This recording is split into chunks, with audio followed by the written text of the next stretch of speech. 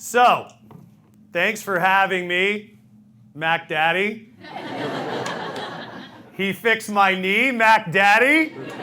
Let's go. Let's go. You guys are all wonderful, and one of the reasons I'm here is because you fixed my... No, I'm kidding. I'm here because Chris is a magnificent human being, and he is now leading this organization, and I'm going to talk a little bit about my wild journey and why I have a book where I'm basically naked on the front of it. So one of these amazing quotes that helped guide my journey from a very young age was, you cannot become what you want to be by remaining what you are. And so right out of college, I wanted to be something, but I really didn't have a background in anything. And so I was hell-bent on trying to figure out how to live a life of substance, but really I was running from my greatest fear, which is the fear of failure. And so every day I'm selling insurance over a bodega, overlooking a cemetery, cold calling from 6 a.m. till 5 in the afternoon. This is my actual life. And I knew that is not what I wanted to do. And I knew I needed to figure out something so that I could be successful. I knew I needed to do something so that I could basically leave who I was to become what I wanted to be. So every day, I would go home during my lunch break, and I would stand on my head in the dark, basically until I passed out, hoping that an epiphany would hit me. Every day I did this. And then after that, and this is great that we're having this discussion, because spine, neck issues, maybe I'll be visiting you soon. I would go downstairs and I would make a giant salad with protein on it, then I would go back to my job. One day, I walked downstairs and I cannot find this 2-liter bottle of salad dressing that my mom had made for me. And you do not misplace a 2-liter bottle of salad dressing. It's very large. And so I'm walking around my little townhouse and I cannot find it. I open every cabinet. There's nothing there. I'm walking around with my eyes extra open. Maybe I just can't see it. And then I stand there and I go, I do not want to make this phone call. And the phone call was to Genevieve. And I had to admit that I couldn't find something again. And so I call her and I said, hey, Genevieve, what's up? She's like, hey, Greg, what's up? Have you seen the salad dressing? She goes, the salad dressing? No, I haven't seen the salad dressing. I'm like, I've looked everywhere. I can't find it. Every cabinet is open. It is not here. And she goes, maybe someone took it. Maybe someone took the salad dressing? What are you talking about? And she goes, maybe you should call some people and see if they took it. I go, I'm not calling anyone, asking them about salad dressing. She goes, well, you need to do that because I don't know how to help you. I'm at work. Goodbye. She hangs up on me. So I sit there and I go, I am going to call somebody. And out of spite, I'm going to call the person I know doesn't eat salad. And so I call this guy. His name's Smitty. We can all imagine a Smitty in our lives, right? And I'm like, hey, man, random question. Have you seen my salad dressing? Assuming he was just going to say no. And he goes, yup. Woke up this morning, was jonesing for it, hopped on the scooter, knew the code to your house, and now I'm crushing a salad. And I said, what? Bring it back. And he goes, okay. But then I stood there and I thought, what kind of man steals another man's salad dressing? And then another question popped up, which was, what salad dressing is good enough to be stolen? So I called Genevieve. I go, Smitty stole it. And she goes, typical Smitty. And I said, I am going to start a salad dressing company. And then I waited. And she says, that is the greatest idea I've ever heard. I go, really? That was just a test. I didn't think you were actually going to say yes. She goes, I just have this weird feeling and it's going to work. Okay. I had one important business skill at the time. The cold call. I was the greatest cold caller that has ever lived. I still am. If you need surgical cold calling, call me. I will get us in the door. And so I started cold calling grocery stores. And I initially got in touch with a salad dressing buyer. And they pick up. I go, hey, I've got this world famous salad dressing. You got to carry it. You're going to love it. And the guy goes, okay, bring me a sample on Friday and I'll see whether or not it's good. I was like, oh my God, this is working. So I call my mom. I go, you're not going to believe this. I got a meeting with a grocery store and they want to try the salad dressing. I need you to make the greatest batch of salad dressing ever made. And she goes, you're not a company. There's no name. There's no bottle. What the hell are you talking about? How are you even going to present this? I go, don't worry about any of that. I will figure all of this out. So she makes the greatest batch of salad dressing ever made. We don't have a bottle. We don't have a name. So we put it in a Tupperware container with crunchy romaine lettuce, and I walk into this meeting. James, please come to customer service. James, please come to customer service. So you think salad dressing buyer, you think little person. And a guy bigger than me, missing half of his back teeth, who looked like a former professional boxer, walks up. He's like, where's the stuff? And I'm like, here you go. So he opens the Tupperware container, takes this piece of wet lettuce out, licks it, and goes, this is the greatest salad dressing I've ever had. You need to call the regional office. So I call the regional office. They give me 200 pages of food manufacturing paperwork. I then need to figure out how to become a food manufacturing business. I Google my way through it. Takes me a couple months. And I show up for the grand opening of this new grocery store. I'd never been to a grand opening of a grocery store. I didn't think it was a big deal. They asked me to come, set up a sample. So I get an embroidered apron. I set up all these little samples of lettuce with dressing on them. And a crowd starts forming outside. Like Taylor Swift is inside of this building. And I'm like, what in the hell is going on here? And the crowd's getting bigger and bigger. And all that's going through my head is, I really hope people from my day job are not in this crowd. Because if they walk in here, they're going to know I'm not at work. And why am I hustling salad dressing in the middle of the week? So the doors open, people sprint in, and I start just slanging dressing like nobody has ever slanged dressing before. And we run out of dressing. So I go to the regional director and I said, hey man, we're out of dressing. And he goes, there's more in the back.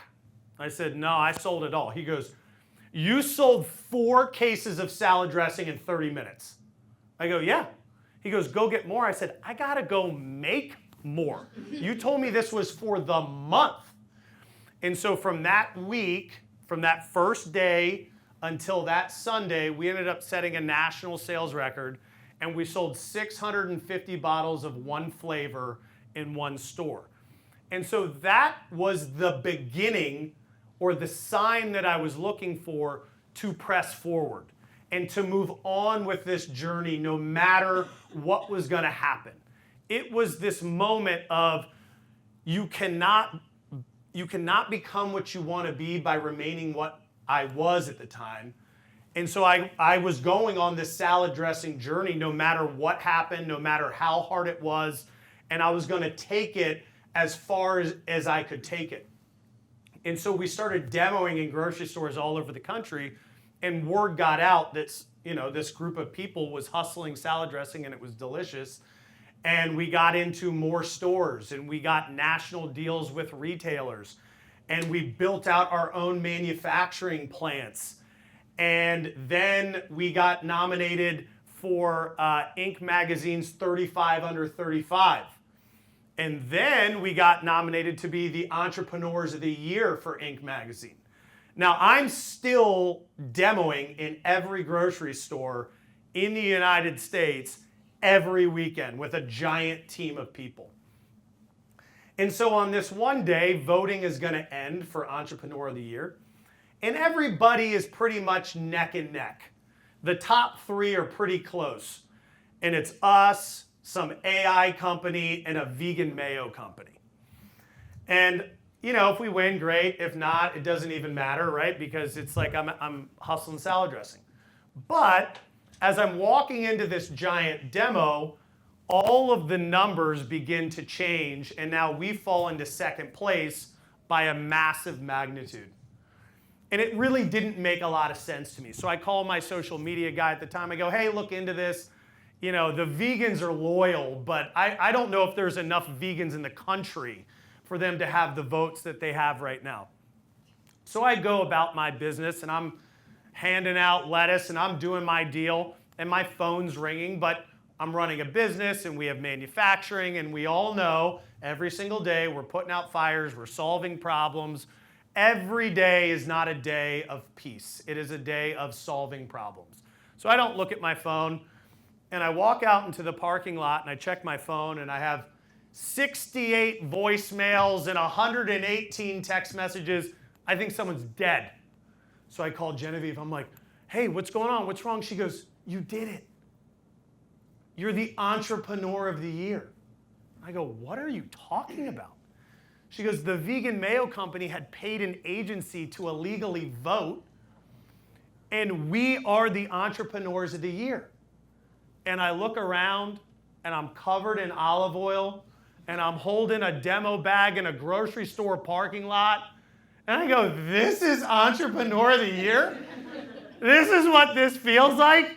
I thought I was going to be on a private jet, going to baller parties, not slanging lettuce in the refrigerated section of a grocery store. But from that moment, we kept growing and we kept building this magnificent brand. And we kept scaling our manufacturing, and we kept building out our team. And then COVID came, and we were able to navigate COVID really well. But then the supply chain crisis came, and the supply chain crisis started really creating chaos for our investor group. And our investors started creating chaos internally within our culture.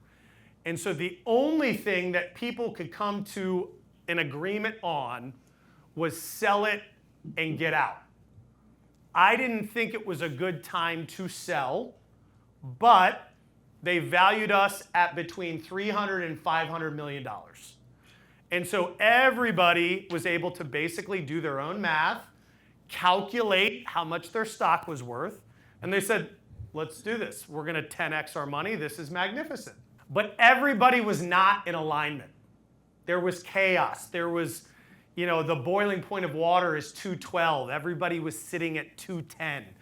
And we went through a sales process thinking that everybody was going to make money, and the sale did not happen, and it did not go through. And that boiling point, or almost boiling point, from 210 went above 212. And all the investor groups fractured. They all lawyered up. And for the next 2 years, we battled 4 different lawsuits at once. We hired professional negotiators. We had 3 different law firms. And this once magnificent brand, we were the #1 organic salad dressing brand in the country, was now in complete shambles and chaos. And so we tried to restructure it to get everybody to the negotiating table. It did not work. And so from this $300 million situation to the end of us basically handing it away for $4.5 million, I was left completely confused. How did all of this happen? What went right? What went wrong? And how do I think about this entire process moving forward? And when I look back on these singular moments of what made us great, there's a lot. And I'm going to get to them in a second.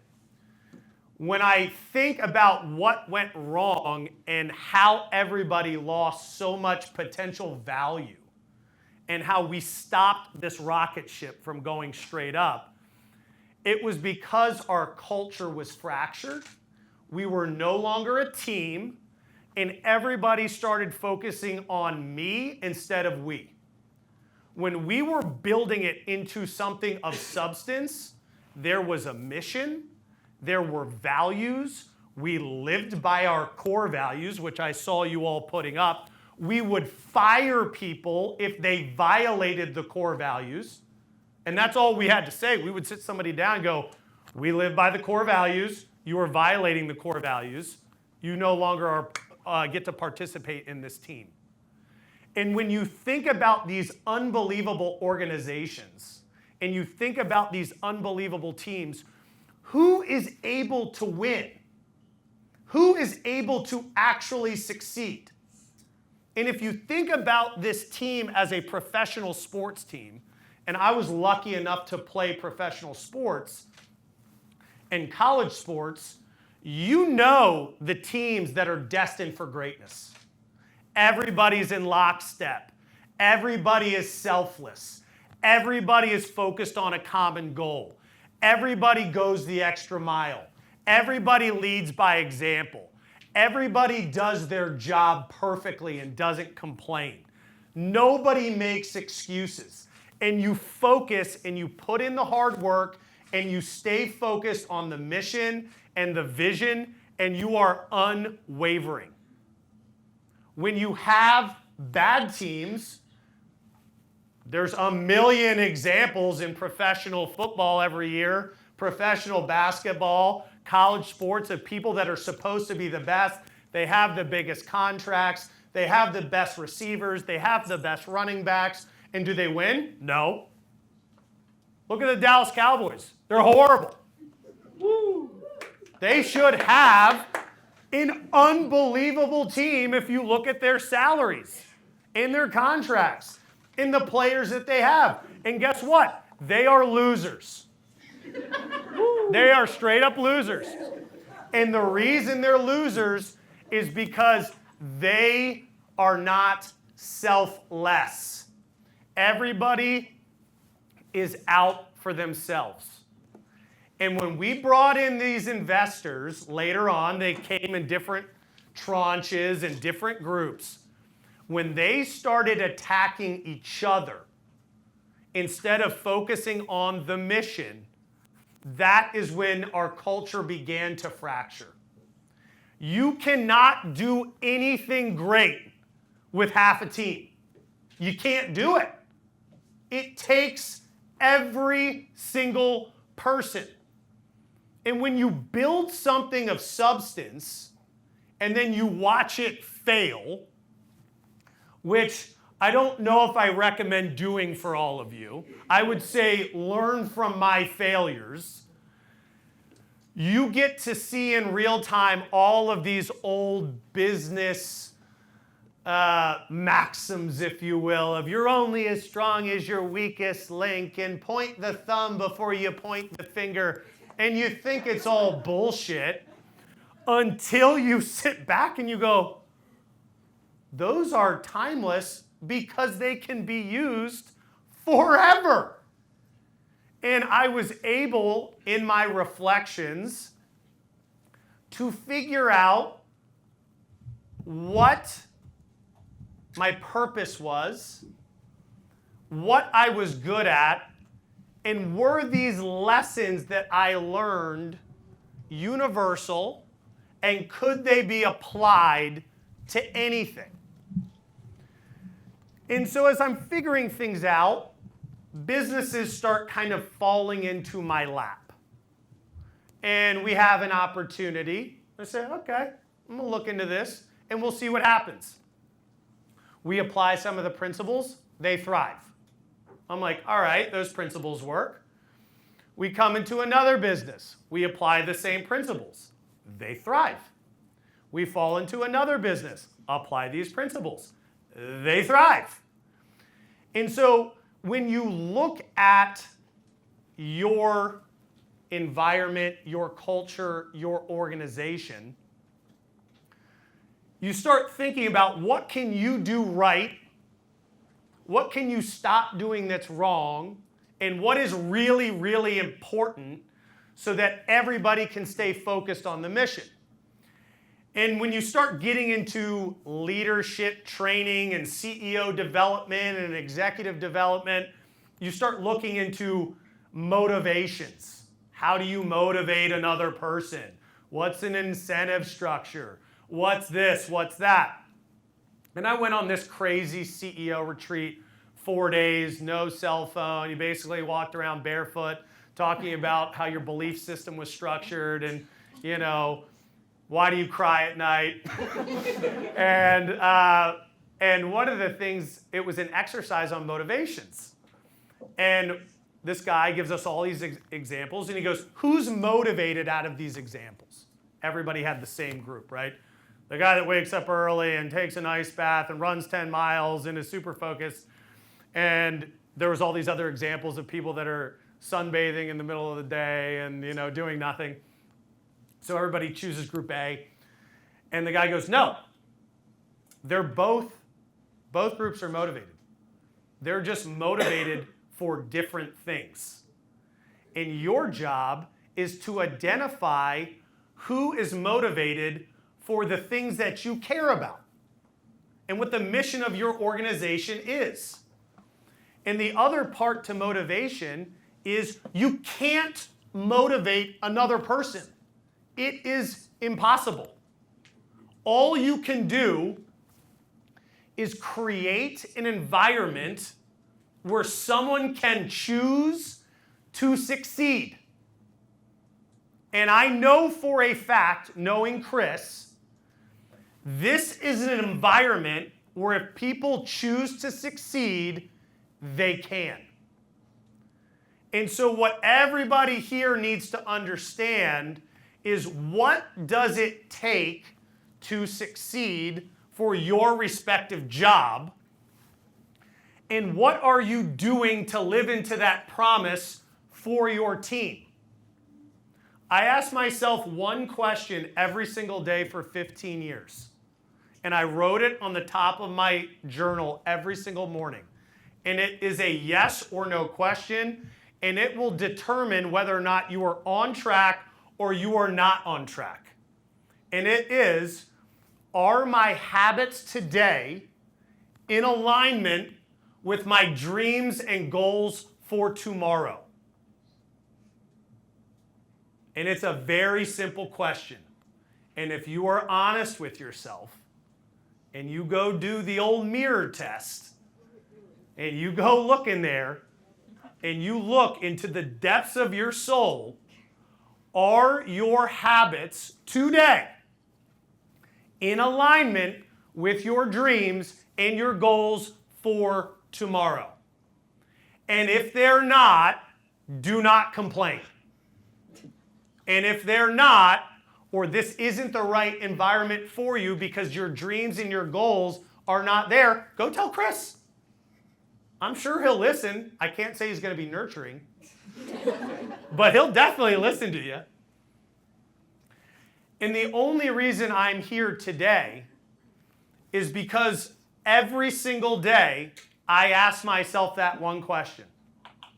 And I thought to myself, how can I optimize myself to be the best version of myself so that I can live into the life that I want to live? Because I wrote Keep Improving Lives in 105 books. And it's funny because you guys take care of other people. That is your job. But I almost ask you all to practice what you preach to yourself.